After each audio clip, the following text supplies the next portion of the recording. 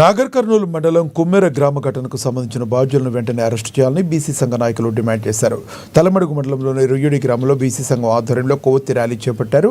అనంతరం కుమ్మెర గ్రామంలో జరిగిన జాతరలో పెత్తందారులు ఆ కుటుంబం పట్ల అనుసరించిన తీరు సమాజాన్ని తలదించుకునే విధంగా ఉందన్నారు. 2 నెలల పసికందు మృతికి కారకులైన వారిని వెంటనే అరెస్టు చేయాలని కోరారు. చిన్న పాపను అరాచకంగా కాళ్ళతో తొక్కి చంపిన సంఘటన నాగర్ కర్నూల్ కుమ్మెర గ్రామంలో జరిగింది. మన రజక బిడ్డ బీసీ బిడ్డ అయినటువంటి చిన్న 2 నెలల పసికందును తండ్రిని కొడుతున్నారని చెప్పి పాపను చూశానే కనీసం కనికరం ఉంచి వదిలిపెట్టాలని తల్లి భార్య చెల్లి అడిగితే ఆడవాళ్ళని కొట్టి పిల్లల్ని కాలుతో తన్ని తొక్కి చంపేసిన సంఘటన జరిగిన ఎంత విచారకరం. ఇది ఎందుకు జరుగుతుందంటే బీసీలలో ఐక్యత లేకపోవడం వల్ల అగ్రకులాల వ్యక్తులు అక్కడ ఆధిపత్యం చెలాయించి వాళ్ళని పీకపై కాలు పెట్టి చంపడం జరిగింది. దీన్ని మేము సమస్త బీసీ సంఘం తరఫున మేము దీన్ని ఖండిస్తున్నాము.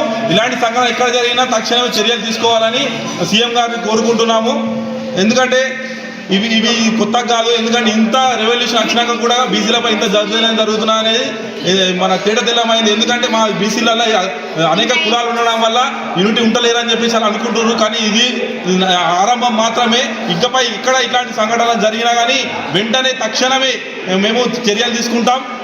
చట్టాన్ని కూడా చేతిలోకి తీసుకోవడానికి కూడా మేము వెనుకాడమని చెప్పేసి మీడియా ముఖంగా తెలియజేస్తున్నాం.